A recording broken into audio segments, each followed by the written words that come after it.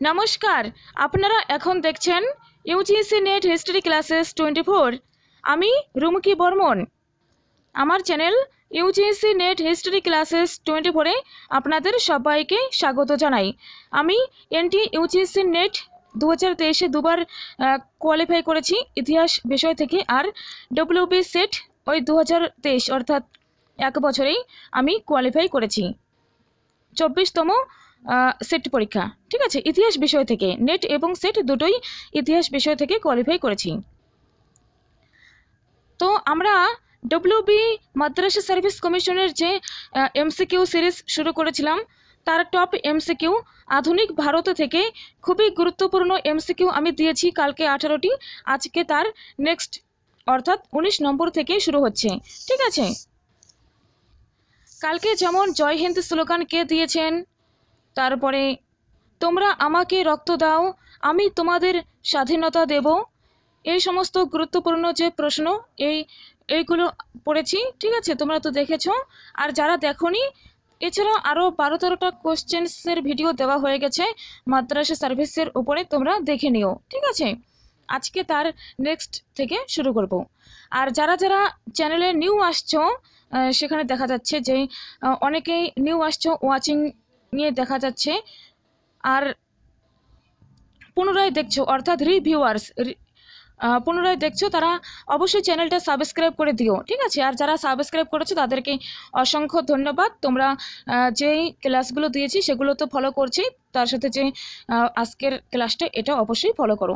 আজকে খুব ভালো নলেজ মিলবে, আর আজকের ভিডিওটিতে খুব ওয়ান লাইনের ইনফরমেশনস পাবে। ঠিক আছে, তো চ্যানেলটা সাবস্ক্রাইব করে দিও, আর অবশ্যই শেয়ার করে দিও বন্ধুদের সাথে, আর লাইক করো ভিডিওতে, আর অবশ্যই কমেন্ট করে দিও, নিজের মতামত জানাবে। ঠিক আছে, তো প্রথম কোশ্চেন্স দেখো যে সমুদ্রগুপ্ত দক্ষিণ ভারতের যে রাজাদের পরাজিত করেন তাদের মধ্যে ধনঞ্জয় কোন রাজ্যের রাজা ছিলেন?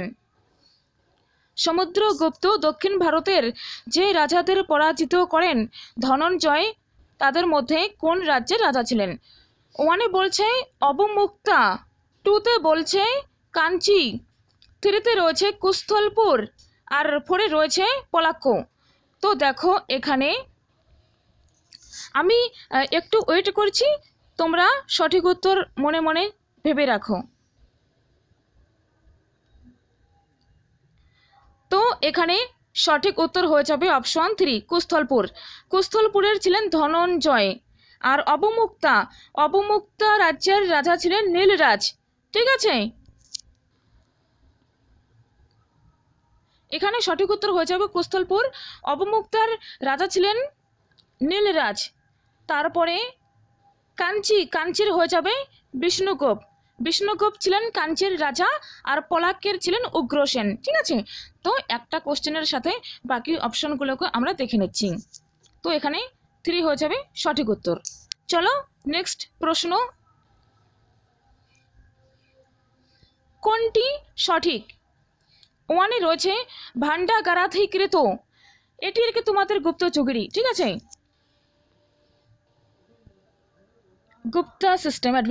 গুপ্ত অ্যাডমিনিস্ট্রেশন অর্থাৎ প্রশাসন, আর একদিকে রয়েছে ডিপার্টমেন্ট, কোন বিভাগের দায়িত্ব প্রাপ্ত। ঠিক আছে, ভান্ডাগারাধিকৃত কোষাগারে শস্য সঞ্চয় রাখা হতো, অর্থাৎ properly store the corn collected as tax in the government granary and to replace it periodically with new stock. অর্থাৎ সরকারি যে কোষাগার ছিল তাতে শস্য কোনা ট্যাক্স হিসেবে সংগ্রহ করে এটি সেখানে তোমাদের জমা করে রাখা হতো। ঠিক আছে, শস্যাগারে সঞ্চয় রাখা হতো। বি নম্বরে দেখো বলা হচ্ছে যে 10 পরাধিকা এটি কিসের ছিল? ন্যায় বিচার বিভাগ, অর্থাৎ ন্যায় জাস্টিস ডিপার্টমেন্ট। ঠিক আছে, ক্রিমিনাল এবং probably worked under chief justice or his assistants, অর্থাৎ মুখ্য যে বিচারক ছিলেন, প্রধান বিচারপতি, তার সাথে তাকে যারা সহযোগিতা করতেন আর কি। ঠিক আছে, তো এটি বলা হচ্ছে 2 নম্বরে। বি নম্বরে 3 নম্বরে সি নম্বরে বলা হচ্ছে দেখো যে মহাক্ষ পটলিক অর্থাৎ রাজস্ব বিভাগ এবং নথিপত্র দেখভাল করতেন। আর ডিতে রয়েছে সব ঠিক। তো তোমরা দেখে বলো এখানে কোন উত্তরটি সঠিক হবে।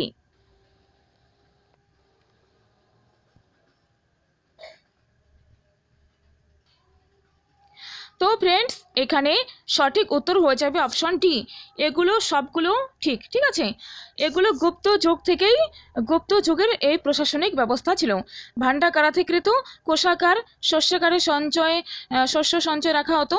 10 পরাধিকাতে বলা হচ্ছে ন্যায় বিচার বিভাগ, মহাক্ষ পটলিক হয়ে যাবে রাজস্ব বিভাগ এবং নথিপত্র দেখভাল করতেন, ঠিক আছে। এগুলো সবগুলো সঠিক, রাইট। তো ডি হয়ে যাবে সঠিক উত্তর। চলো নেক্সট প্রশ্ন।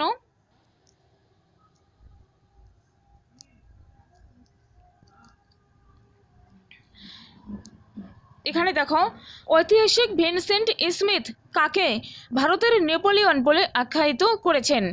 1-এ রয়েছে সমুদ্রগুপ্ত, 2-তে রয়েছে চন্দ্রগুপ্ত মৌর্য, 3-তে রয়েছে স্কন্দগুপ্ত, আর 4-এ রয়েছে সবাই। তো তুমি এখানে তোমার সঠিক উত্তর দাও, তারপরে আমি বলে দিচ্ছি।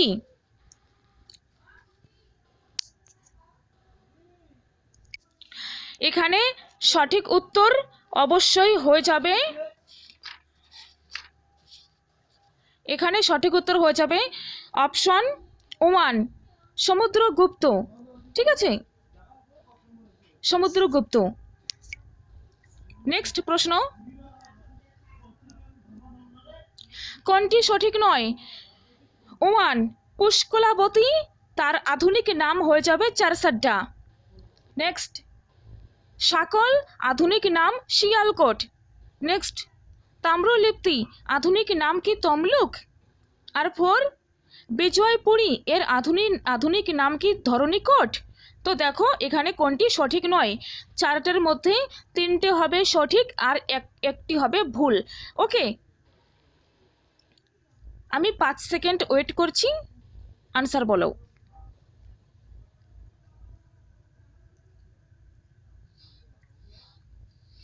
এখানে সঠিক উত্তর হয়ে যাবে অপশন 4। অপশন 4 এটি ভুল, ঠিক আছে।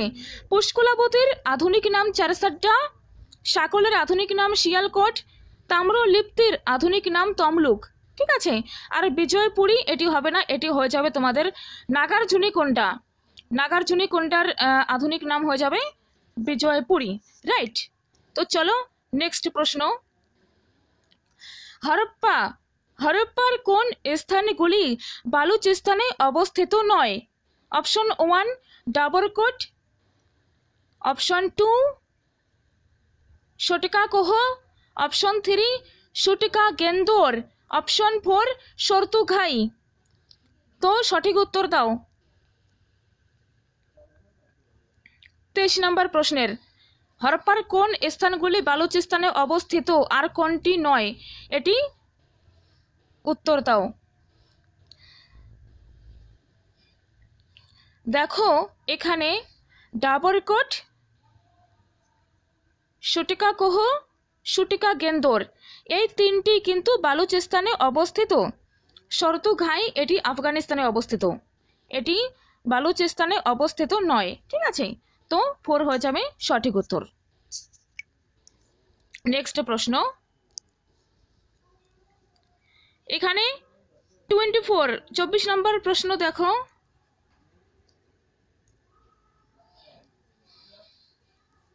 চব্বিশ নম্বর প্রশ্ন দেখো কোনটি সঠিক? কুবহা, তার আধুনিক নাম কাবুল, পরুশনী আধুনিক নাম রাভি, সদানীরা আধুনিক নাম গন্ডক। আর 4 নম্বরে বলছে সব ঠিক, 5 নম্বরে দেখো কোনোটি ঠিক নয়, সব ভুল। তো দেখো এখানে তুমি সঠিক উত্তর দেবার চেষ্টা করো, আমি তারপরে সঠিকটি বলে দেব, ঠিক আছে। তো এখানে সঠিক উত্তর অবশ্যই হয়ে যাবে অপশন 4। অপশন 4 সঠিক উত্তর, সবগুলো সঠিক, ঠিক আছে। কুবহা, কাবুল, পরুশনী, রাভি, সদানীরা, গন্ডক। ওকে, চলো নেক্সট প্রশ্ন, কোনটি সঠিক? চাচনামা, সিন্ধ, রিয়াজ উস সালাতিন, বাংলা। তারপরে মিরাট ই আহমদি গুজরাট, ডি সব ঠিক। অর্থাৎ চাচনামা থেকে আরবদের সিন্ধু বিজয়ের ইতিহাস জানতে পারি আমরা। রিয়াজ উস সালাতিন থেকে বেঙ্গলের ইতিহাস সম্পর্কে আমরা জানতে পারি। মিরাট ই আহমদি থেকে গুজরাটের ইতিহাস সম্পর্কে জানা যায়। আর ডিতে রয়েছে সব সঠিক। তো তুমি সঠিক উত্তর দেবার চেষ্টা করো।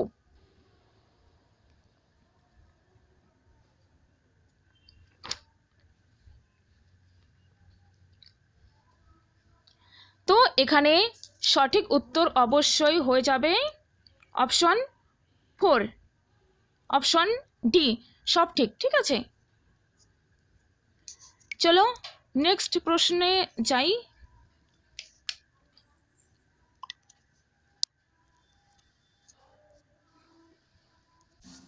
নেক্সট প্রশ্ন দেখো, 26 নম্বর কোশ্চেন্স। দীর্ঘ পালম বাউলি লিপি কার সঙ্গে যুক্ত? পালম বাউলি ইনস্ক্রিপশনস কার সঙ্গে যুক্ত?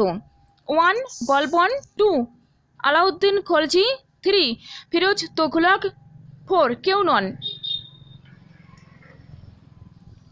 তো এখানে সঠিক উত্তর হয়ে যাবে। এই কোশ্চেনে তোমাদের কাছে নতুন লাগতে পারে, বাট আমি তোমাদের এখানে ছোট্ট একটু গল্প রয়েছে, আমি এটি বলে দিচ্ছি, ঠিক আছে, যাতে তোমাদের বুঝতে সুবিধা হয়।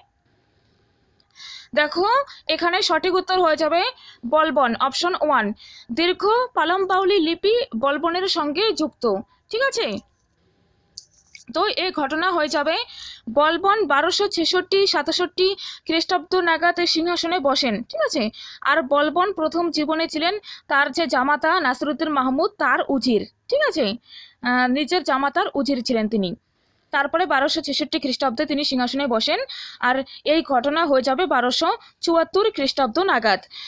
দেখো এখানে লং পালম বাউলি ইনস্ক্রিপশনে বলা হয়েছে, যেটি দিল্লিতে অবস্থিত ছিল। এখানে ক্লাসিক্যাল ধ্রুপদী সংস্কৃত ভাষাতে লিখে এখানে দাবি করা হয়েছে যে এট উইং টু দ্য রুলার্স, অর্থাৎ এর যে রুলার তিনি একদম প্রসন্ন হয়ে শাসনের প্রতি প্রসন্ন হয়ে তিনি শাসনের প্রতি প্রসন্ন ছিলেন। ঠিক আছে, প্রসন্ন বা ফলপ্রদ ছিলেন। তারপরে ভগবান, সর্বশক্তিমান ভগবান যে রয়েছেন ভগবান বিষ্ণু, তিনি কি করেছেন?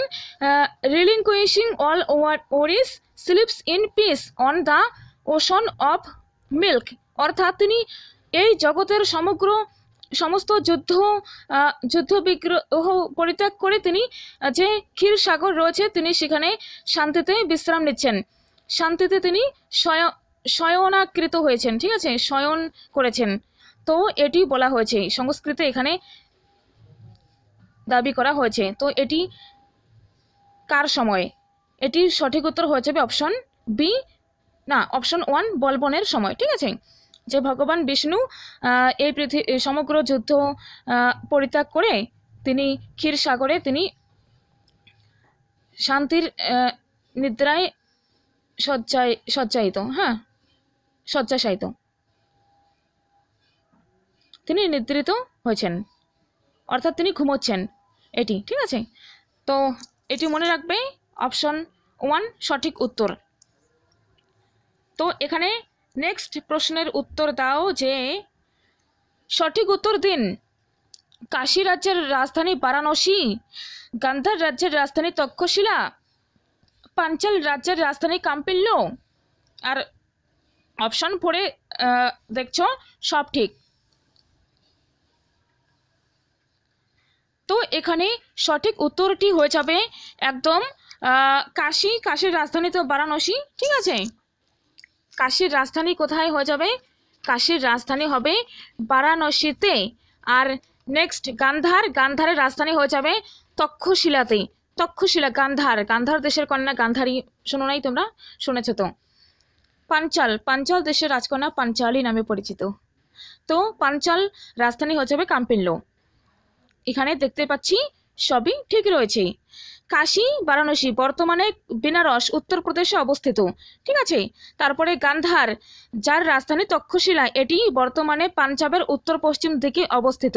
ঠিক আছে, তারপরে পাঞ্চাল, কাম্পিল্য এটি দিল্লি এবং না, ফারুকাবাদ জেলা, উত্তরপ্রদেশের ফারুকাবাদ জেলায় অবস্থিত। ঠিক আছে, তো এখানে সঠিক উত্তর হয়ে যাবে অপশন 4, সমস্ত ঠিক, সব ঠিক। ঠিক আছে, নেক্সট, সুরেশ্বর রচিত গ্রন্থটি হলো 1 বৃক্ষায়ুর্বেদ, 2 ভানুমতি, 3 জয়দেব, 4 উমাপতিধর।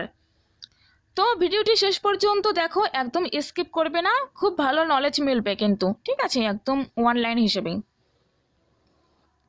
দেখো। সুরেশ্বর এটি পাল সেন যুগের যে তোমাদের গ্রন্থসমূহ, সেখান থেকে প্রশ্নটি নেওয়া হয়েছে। ঠিক আছে, আর তোমাদের সিলেবাসে স্পষ্টভাবে দেখবে যে পাল সেন উল্লেখ করা হয়েছে। আর এই পাল সেন ইউনিট 1-এ রয়েছে, এটি তোমাদের 19, 11, 12 দুটোর জন্যই হেল্পফুল, রাইট? তো দেখো, সুরেশ্বর রচিত গ্রন্থটি হলো বৃক্ষায়ুর্বেদ। ঠিক আছে, বৃক্ষায়ুর্বেদ।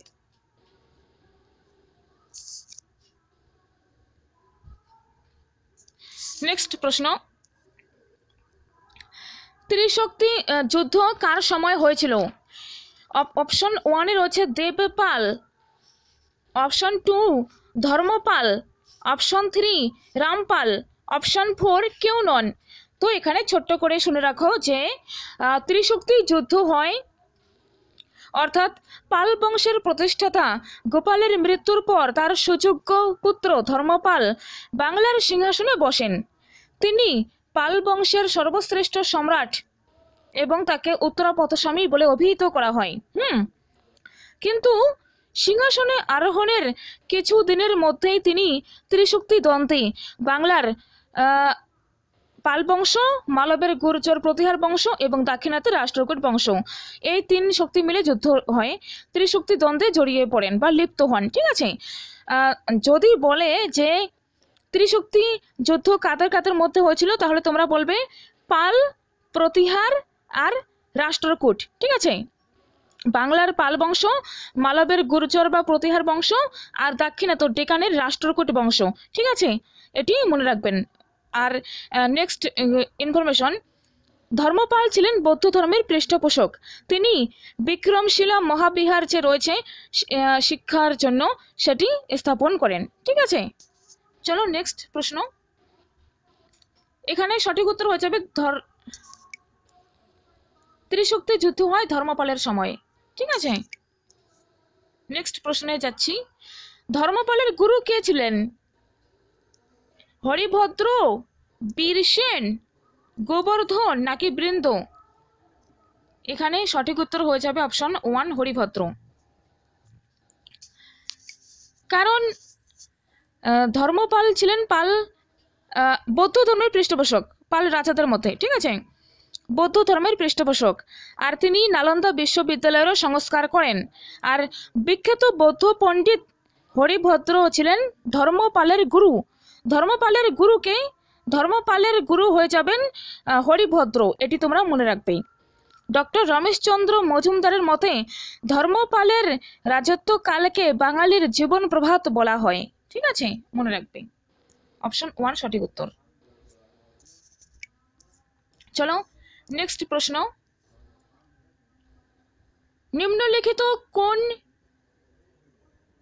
নিম্নলিখিত স্থানগুলির মধ্যে কোনটি গুজরাটে অবস্থিত নয়? অপশন 1-এ রয়েছে অপশন 1-এ রয়েছে লোথাল, অপশন 2-তে রয়েছে ধোলাভিরা, অপশন 3-তে রয়েছে সুরকোটেদা। এখানে তোমাকে জানতে হবে যে হরপ্পা সভ্যতার যে বিভিন্ন কেন্দ্র, সেগুলো কোথায় অবস্থিত।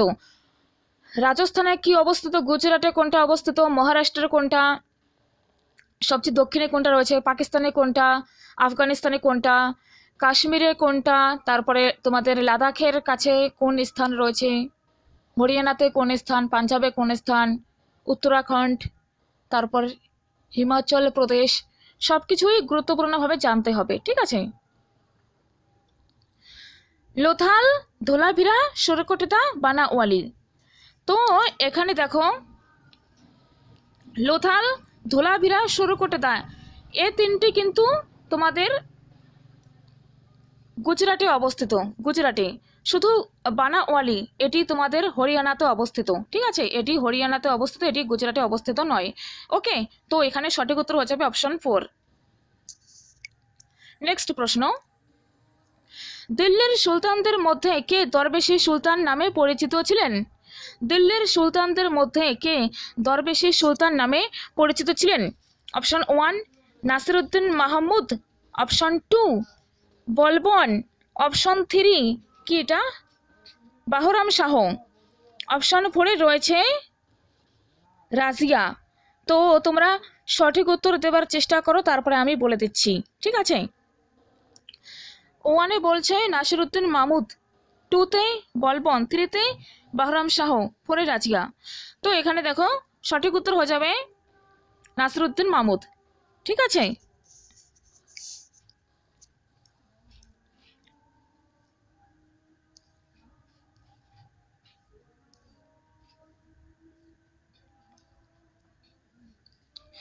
কারণ তার আন্তরিকতা ও সহৃদয়তার জন্য তিনি দরবেশী সুলতান নামে পরিচিত ছিলেন। আর এই নাসিরউদ্দিন মাহমুদ শাহ ছিলেন ইলতুৎমিশ বংশের শেষ সুলতান, ঠিক আছে? এই নাসিরউদ্দিন মাহমুদ কি করতেন, যে রাজ্যের যে ধন দৌলত তিনি নিজের সুবিধার জন্য খরচ করতে চাইতেন না, ঠিক আছে? নেক্সট প্রশ্ন, ভারতের সাদি কাকে বলা হয়? আমির খসরুকে, আমির হাসানকে, নিজামীকে, নাকি কেউ নন? তো দেখো এখানে আমরা তো জানি যে ভারতের তোতা পাখি বলা হয় আমির খসরুকে। তো এই প্রশ্নটি একটু আলাদা, নতুন টাইপের। তো দেখো ভারতের সাদি বলা হয় আমির হাসানকে, ঠিক আছে? অপশন 2 হয়ে যাবে সঠিক উত্তর। আমির হাসানকে ভারতের সাদি বলা হয়। এটি খুব ইম্পর্ট্যান্ট প্রশ্ন, তোমরা এটি মনে রাখবে সবাই, ঠিক আছে?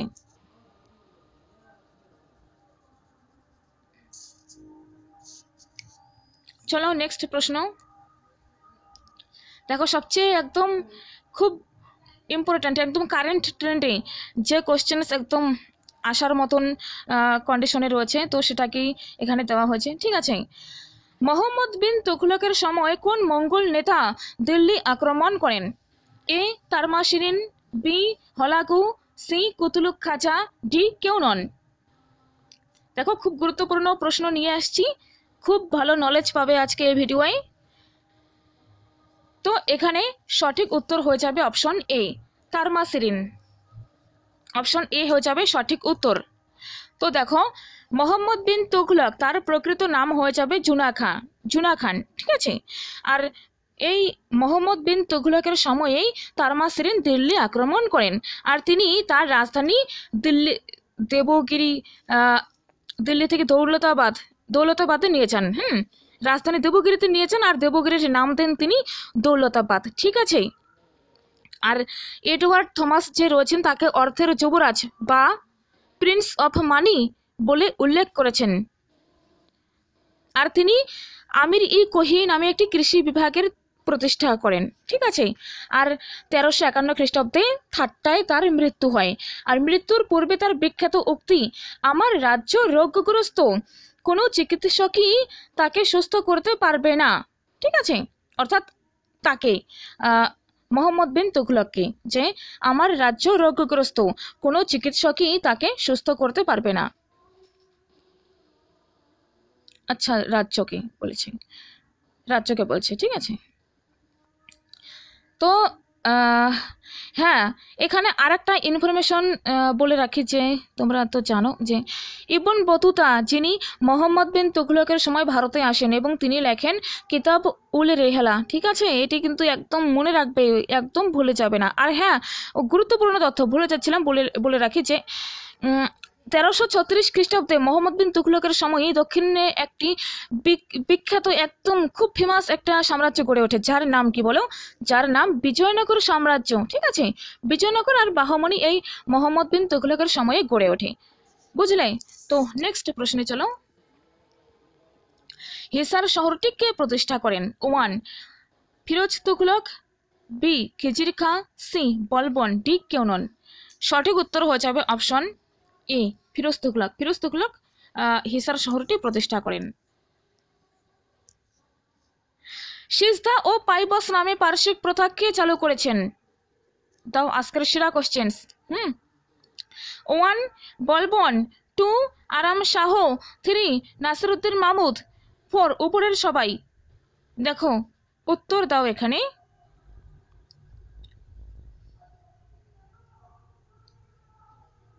তো এখানে সঠিক উত্তর হয়ে যাবে অপশন 1, বলবন, গিয়াসউদ্দিন বলবন। যিনি কি করেছেন, যিনি পার্শ্বিক দৃষ্টান্ত অনুসরণ করে দরবারে তিনি নানা নিয়ম কানুন যথা পাইবস অর্থাৎ সম্রাটের সিংহাসনের পদচুম্বন এবং সিজদা অর্থাৎ সিংহাসনের সামনে নতজানু হওয়া ইত্যাদি পার্শ্বিক প্রথা চালু করেন। ঠিক আছে।